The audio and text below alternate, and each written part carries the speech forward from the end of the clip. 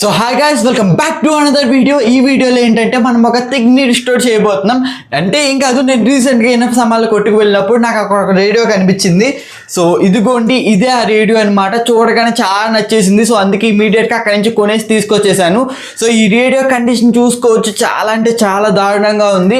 ఈ వీడియోలో ఏంటంటే మనం ఈ రేడియోని ఫుల్గా రిస్టోర్ చేయబోతున్నాం. అది ఎలాగంటే మనం దాన్ని వర్క్ అయ్యేలా చేయాలి, అది కొత్తగా కూడా మారిపోవాలి మొత్తం. సో నేను మీ గ్యారేజ్ వీడియోని క్రేజీగాను ఇంట్రెస్టింగ్గా ఉండేలా చూసుకుంటాను. ఇంకా లీక్ చేయకుండా వీడియోలోకి వెళ్ళిపోదాం. సో గాయస్, నేను ఈ రేడియోని 130 రూపీస్కి ఇనఫ్ సామాన్ల కొట్లో కొన్నాను. దీన్నేమో పానాసోనిక్ కంపెనీ తయారు చేసింది.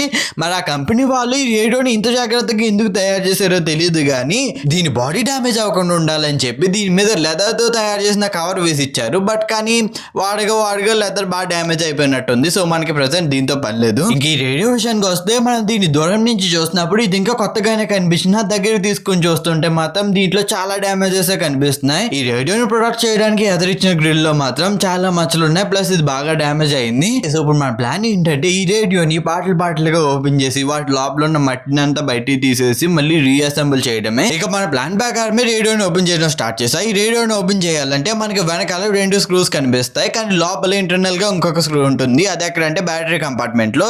ఇంకా అలా 3 స్క్రూస్ ని తీసేసాక మా రేడియో ఓపెన్ అయిపోతుంది. ఇంక ఈ రేడియోని ఓపెన్ చేశాక నేను దీన్ని రిస్టోర్ చేయగలను అనే కాన్ఫిడెన్స్ ఎప్పుడు బూస్ట్ అయిందంటే దీని సర్క్యూట్ ని చెక్ చేసినప్పుడే. నేను ఈ సర్క్యూట్ ని బాగా డీప్ గా అనాలిసిస్ చేశాను. ఏ కాంపోనెంట్ కూడా బర్న్ అవ్వలేదు, ఏది పోలేదు. సో అంటే మనం దీన్ని ఈజీగా రిస్టోర్ చేసేయచ్చు. ఇంకా లోపల ఉన్న మదర్ బోర్డ్ కి ఏమాత్రం డ్యామేజ్ అవ్వకుండా రిమూవ్ చేసేసి లోపల ఉన్న మిగతా కాంపోనెంట్స్ ని కూడా ఒకదాని తర్వాత ఒకటి రిమూవ్ చేసేసుకోవాలి. సో గైస్ చూడండి, నేను రేడియోని ఎలా ఏ పార్ట్కి ఆ పార్ట్ డిస్మాండిల్ చేసేసాను. ఇప్పుడు ప్రతి పార్ట్ ని మనం క్లీన్ చేసుకోవాల్సి ఉంటుంది. నన్ను ఈ రేడియోలో అన్నిటికన్నా ఎక్కువ షాక్ చేసింది ఏదన్నా ఉందంటే అది స్పీకరే. ఎందుకంటే మామూలుగా రేడియోలు పాత పడే కొద్దీ స్పీకర్స్ ఎందుకు పనికి రాకుండా పోతాయి, బట్ ఇక్కడ ఉన్న స్పీకర్ మాత్రం మరీ అంత డ్యామేజ్ అయ్యలేదు. ఇంక వీటన్నిటిని వాటర్ లో వేసి క్లీన్ చేయాలని చెప్పి మా ఇంట్లో ఉన్న ఒక బ్లాక్ టాప్ ని తీసుకొచ్చాను. ఇంకొప్పుడు దీంట్లో మా రేడియో ములిగేంత వరకు వాటర్ వేసుకుని దాంట్లో కొంచెం షాంపూ, అలాగే ఒక 3 నుంచి 4 స్పూన్ల వరకు సర్ఫ్ వేసుకోవాలి. ఇంకొప్పుడు సర్ఫ్ షాంపూ అంతా వాటర్ లో కలిసేలా చూసుకుని మన రేడియో పార్ట్లని డ్యామేజ్ అవ్వకుండా వాటర్ లో డ్రాప్ చేసి క్లీన్ చేసేసుకుంటామే. ఇంక ఈ రేడియోని క్లీన్ చేయడానికి నేను ఒక పాత బ్రష్ ని యూజ్ చేస్తున్నా.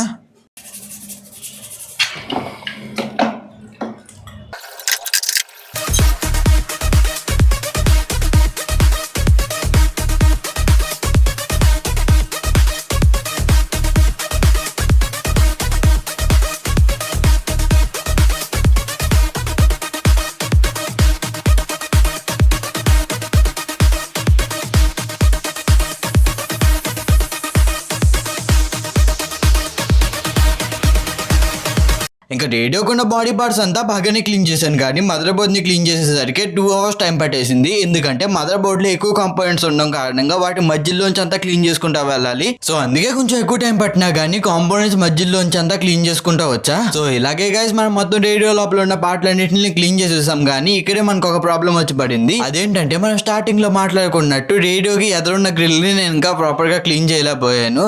ప్లస్ దీనికి డ్యామేజెస్ కూడా ఉన్నాయి. ఇప్పుడు మనం ఏం చేయాలంటే ఈ అదర్ గ్రిల్ మీద ఉన్న మచ్చలు పోవాలి, కింద ఉన్న డ్యామేజెస్ కవర్ అయిపోవాలి. సో అందుకని నేను ఏం చేస్తున్నానంటే ఒక వైట్ స్టిక్కర్ తీసుకుని దీని మీద ఉన్న మచ్చల్ని కవర్ చేసేలా స్టిక్కరింగ్ చేసేసుకుంటున్నా.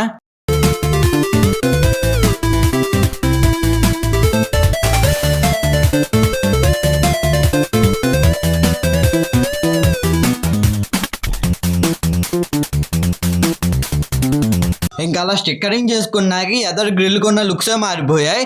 బట్ కానీ నేను ఏంటంటే ఇక్కడ మీరు చూసుకుంటే కొంచెం ఏరియాలో నేను స్టిక్కరింగ్ చేయలేకపోయా, ఎందుకంటే దీని మీద చాలా టైనీ డీటెయిల్స్ ఉన్నాయి. సో మనం దాన్ని రీక్రియేట్ చేయలేం. సో అందుకే ఆ ఏరియాని మాత్రం వదిలేసి ఈ గ్రిల్ని తీసుకువెళ్ళి రేడియోకి పెట్టేసా. ఇంకా ఫ్రీక్వెన్సీ మెజరింగ్ నాబ్ ని లోపల పెట్టుకుని అది సరిగ్గా పనిచేస్తుందో లేదో చెక్ చేసుకుని ఇక మిగిలిన కాంపోనెంట్స్ ని పెట్టేసుకుంటామే. ఇందాక మదర్ బోర్డ్ ని రేడియోలోంచి చేసినప్పుడు చాలా ఈజీగా బయటికి తీసా, కానీ మళ్ళీ పెడుతుంటే మాత్రం నిజంగా తలప్రాణం తోకొస్తుందని చెప్పొచ్చు. ఎందుకంటే ఈ మదర్ బోర్డ్ కి చాలా రకాల వైర్లు ఉన్నాయి, బట్ కానీ దాన్ని గుర్తు పెట్టుకుని ఏదో ఒకలా మొత్తానికి కనెక్షన్స్ మాత్రం కంప్లీట్ చేసా. ఇంకెలా రేడియో లోపల మదర్ బోర్డ్ ని పెట్టేసుకుని ఈ బ్యాక్ డోర్ ని పెట్టుకుంటే మన రేడియో రెడీ అయిపోతుంది. నేను ఈ బ్యాక్ డోర్ ని పెట్టే లోపల మన ఛానల్ కి సబ్స్క్రైబ్ చేయొచ్చు కదా, ఇటువంటివి చాలా చేద్దాం. ఇంకా అలా వెనకాల బ్యాక్ డోర్ ని ఎదర వాల్యూమ్ ని అడ్జస్ట్ చేసుకునే నాబ్ ని పెట్టుకుంటే మన రేడియో రిస్టోరేషన్ కంప్లీట్ అయిపోతుంది. సరే ఇదంతా బాగానే ఉంది. అసలు ఈ రేడియో పనిచేస్తుందా అంటే, నేను ఈ రేడియోకి పవర్ ఇవ్వడానికి దీని లోపల ఒక 3.5 వోల్ట్ బ్యాటరీ ఇన్సర్ట్ చేశాను. బట్ కానీ ఈ రేడియో బాగా పాత అవడం వల్ల ఏంటో తెలియదు కానీ దీన్ని ఆన్ చేసినప్పటి నుంచి ఇలాగే సౌండ్ వస్తుంది. ఎందుకో తెలియదు కానీ ఈ రేడియో ఇప్పుడున్న రేడియో ఛానల్స్ కి కనెక్ట్ అవ్వట్లా. ఏదేమైనా మొత్తానికి మనం పాతగా ఉన్న రేడియోని రిస్టోర్ చేసేసాం. ఇదే గైస్ ఇవాళ మన వీడియో. మళ్ళీ నెక్స్ట్ వీడియోతో కలుద్దాం. See you soon. Bye bye.